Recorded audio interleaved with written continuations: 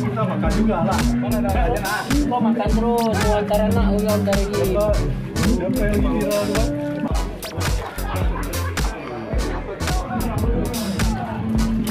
Korelasi.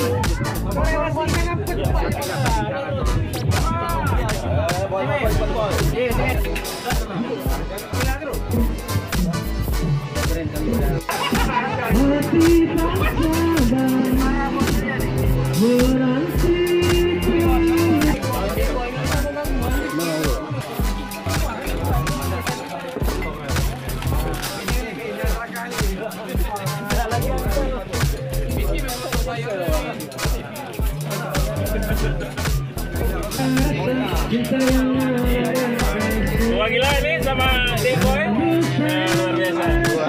Acara apa nih bang? Hah? Acara apa? Oh acara silaturahmi mau menjelang Ramadan ini. Sering dah. Kawan-kawan dari mana? Dari mana?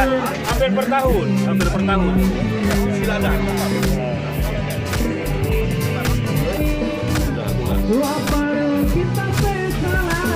Orangnya Untuk Hanabi. orangnya video.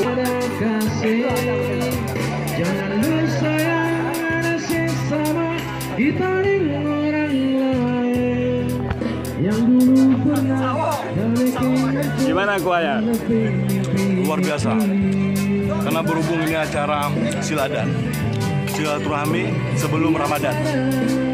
Kuahnya pun memang mengingatkan kita di bulan suci Ramadan. Luar biasa. Udah siap menghadapi Ramadan nih Bang Golen? Siap kali. Thank you ya.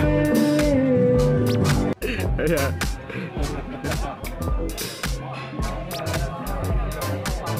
Oke Bang.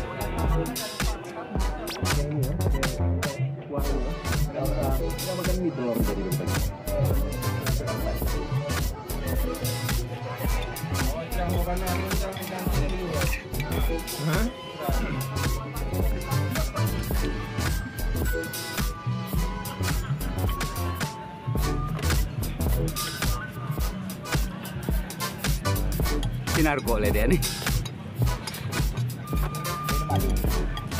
Dia tuh. Yang gede.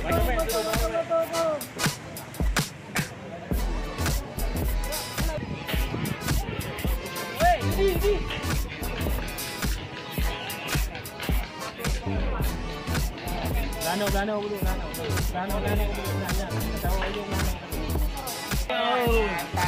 Panas tuh.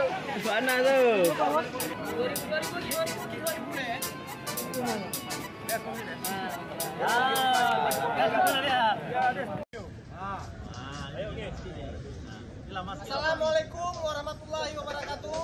Kami Latansa Tuadila mengucapkan selamat menunaikan ibadah puasa 1444 Hijriah. Ya.